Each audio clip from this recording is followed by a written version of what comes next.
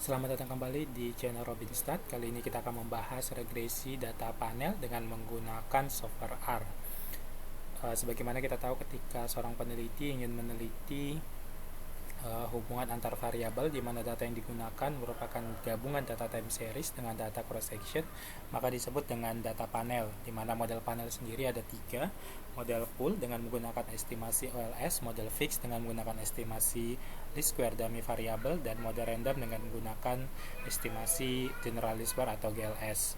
Nah, di antara ketiga model ini akan dipilih nanti pengujian dengan model pengujian uji LMBP-test, uji antara model pool dengan random, kemudian uji show likelihood antara pool dengan fix, dan uji Hausman antara random dengan fix ya. Langsung saja, misalkan kita ingin meneliti bagaimana pengaruh IPM dan Gini rasio terhadap kemiskinan di Indonesia tahun 2019 sampai 2021.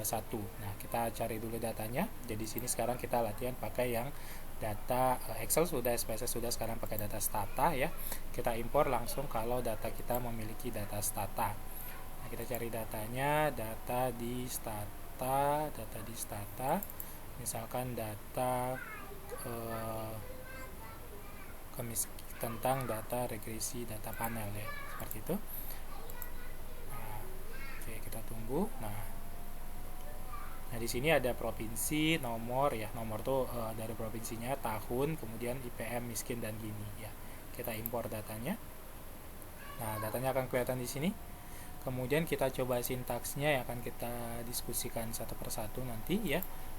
Sintaksnya kita ambil sintaks untuk regresi data panel ya, regresi data panel. Oke, nah di sini yang pertama adalah kita library-nya. Library yang digunakan adalah library PLM. Nanti untuk uji-ujinya ada beberapa sintaks library tambahan seperti performance, normal untuk uji normalitas, dan PCC nanti untuk model PCC. Nah, kita run saja. Nah, nanti ketika dia tidak warna biru atau dia ada pesan error, nanti para sahabat dapat menginstal ya, di sini install, nanti nama package-nya apa ya. Nah, kemudian yang pertama kita lakukan adalah kita memberitahu si R ini bahwa data kita data panel ya. Nah, kita mencoba tadi, ini namanya panjang ya, data uji regresi panel. Kita singkat saja dengan panel. Jadi ini data uji regresi panel, kita kasih nama panel saja biar singkat ya, panel. Kemudian kalau kita ingin melihat struktur datanya, tinggal head panel ya. Jadi head panel itu melihat beberapa 6 data awal gitu. Misalkan datanya seperti ini. Kemudian untuk melihat tipe masing-masing variabelnya, apakah string, apakah numerik gitu ya, tinggal ke sintaksnya str panel. Nah, lihat di sini. Nah, misalkan kayak provinsi ini karakter, kemudian nomor, number ya, ini number dan berikutnya. Untuk deskriptif ya, tinggal kliknya summarize panel ya, kemudian ini dashboard masing-masing. Kemudian untuk korelasi antar variabel dependent dan independent, jadi tinggal sintaksnya core ya. Kenapa kita ambil di sini minus, artinya 1 sampai 3 nggak kita gunakan karena tadi 1 sampai 3 itu data provinsi, nomor, dan tahun. Jadi yang dikorelasikan hanya data ini saja ya, 4, 5, 6 ya gitu. Ini korelasinya. Nah, selanjutnya kita mengindikasi membentuk format panel ya. Jadi data itu kita bentuk namanya pdata.frame. Jadi data panel itu kita kasih indeksnya adalah nomor dan tahun. Nah, seperti ini. Oke. Kemudian kita buat model kita kasih nama model ya. Nanti kalau misalkan misalnya panjang persamaannya ada 10 variabel, jadi cukup ditulis sekali, nanti dimasukkan ke sini supaya para sahabat tidak ngetik satu-satu, tidak mengcopy satu-satu gitu ya. Misalkan model miskin merupakan kombinasi atau dipengaruhi IPM tambah Gini tambah PDRB dan seterusnya. Satu saja ditulis ini, kita kasih nama model. Nah, model dia. Kemudian ini ada model pool. Sintaksnya adalah PLM model. Jadi kalau ini mau ditulis langsung juga bisa, sini miskin pengaruhi IPM dan Gini ya. Datanya namanya data panel, tadi modelnya pooling. Nah, ini modelnya model pool ya. Oke. Nah, ini summary datanya. Nah, di dalam R ini uniknya adalah kita bisa menguji uji asumsi per masing-masing model. Berbeda dengan software lain, mungkin nanti pengujiannya itu ke model basic, ke model pool gitu ya. Di sini nanti per masing-masing model itu kita uji ya. Seperti ini model pool, nanti kita cek dulu asumsinya. Jadi ini ada koliniaritasnya bagaimana, seperti itu ya. kemudian ini untuk menyimpan resitnya, dan kita uji normalitasnya, dia normal. Kita uji autocall-nya apakah mengalami autocall, ternyata dia mengalami autocall. Kita uji heterokedastis, ternyata dia bebas heterokedastis. Kemudian model fix. Nah, bedanya tadi sintaksnya tinggal di sini nih. Modelnya kita pakai within. Within itu artinya dia model fix. Nah, sekarang efeknya bisa individual. Nah, kalau individual kalau efek waktu times, kalau efek dua-duanya namanya two ways. Jadi efek waktu dan efek individu. Nah, jadi para sahabat bisa memilih, tapi pada umumnya orang memakai efek individu ya. Jadi ini kita run model fix, kemudian ini summary model fixnya ya. Kalau untuk model fix cuman gini yang signifikan. Kalau untuk model full tadi yang signifikan kedua-dua variabelnya IPM dan gini ya. Kemudian kita masuk ke uji asumsinya, sama saja dengan yang tadi ya. Kita ambil resitnya, kemudian kita uji normalitasnya, normal. Kita uji autocall-nya, ternyata dia ada autocall. Kita uji heteronya, dia bebas hetero gitu ya.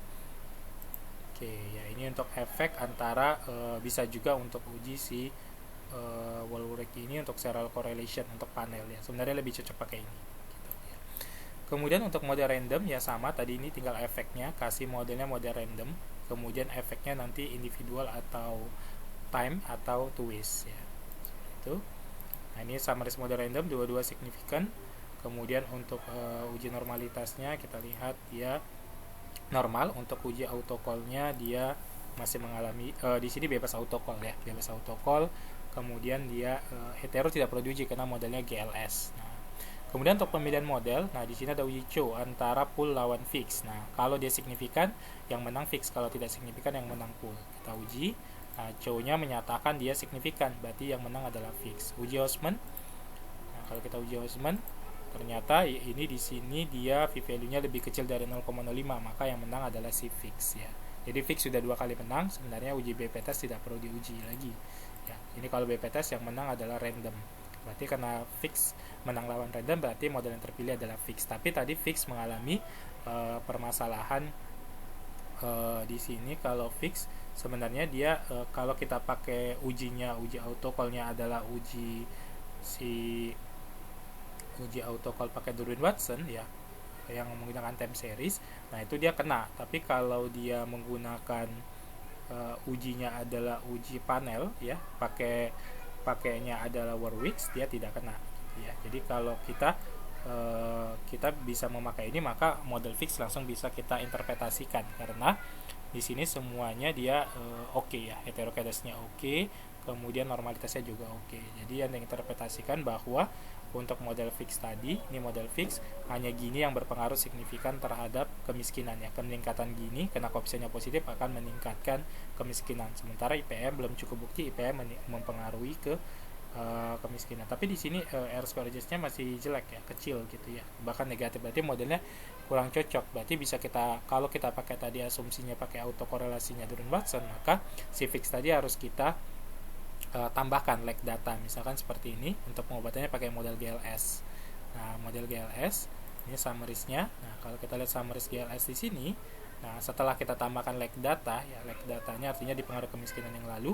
Kalau kita lihat gini itu mempengaruhi kemiskinan ya. Nah, lihat tadi IPM ini udah koefisiennya sudah benar, cuman belum signifikan, negatif tapi belum signifikan. Nah, lag kemiskinan juga berpengaruh, artinya kalau yang dahulunya miskin, kemungkinan besar ke depan-depannya kemiskinannya akan tetap ada gitu ya, tapi mungkin menurun secara gradually. Nah, lihat sini multiple regress untuk R-square-nya udah meningkat jauh, yaitu 98%. Itu cara satu bisa memakai itu.